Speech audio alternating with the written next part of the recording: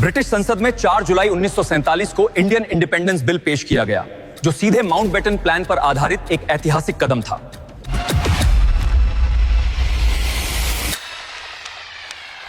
जुलाई 1947 को इस बिल को ब्रिटिश सम्राट की शाही मंजूरी मिल गई और यह आधिकारिक तौर पर इंडियन इंडिपेंडेंस एक्ट बन गया। इस एक्ट के तहत 15 अगस्त 1947 को भारत का बंटवारा कर 2 नए और स्वतंत्र डोमिनियन भारत और पाकिस्तान बनाए गए। ब्रिटिश वायसराय का पद हमेशा के लिए खत्म कर दिया गया और दोनों देशों के लिए अलग अलग गवर्नर जनरल बनाने का बड़ा फैसला हुआ। मोहम्मद अली जिन्ना पाकिस्तान के पहले गवर्नर जनरल बने, जबकि भारत ने आजादी के बाद भी लॉर्ड माउंटबेटन को ही इस पद पर चुना।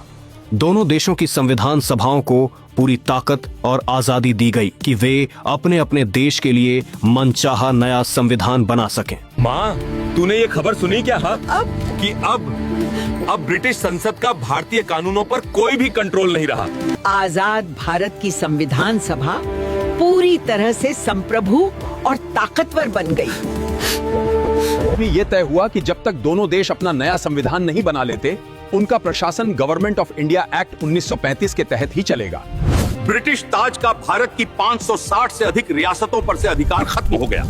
अब वे भारत या पाकिस्तान में जुड़ने के लिए आजाद थी। इस ऐतिहासिक एक्ट ने यह भी साफ कर दिया कि अब से ब्रिटेन के राजा के टाइटल से भारत का सम्राट शब्द हमेशा के लिए हट जाएगा।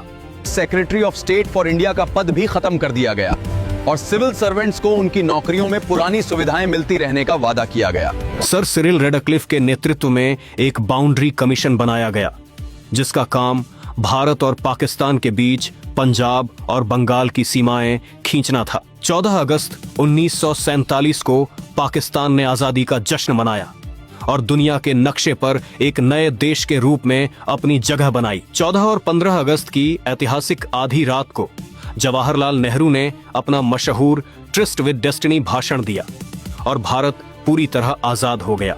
लगभग 200 सालों की ब्रिटिश गुलामी का अंत हुआ, लेकिन आजाद भारत को इस खुशी के साथ विभाजन का कभी ना भूलने वाला दर्द भी मिला।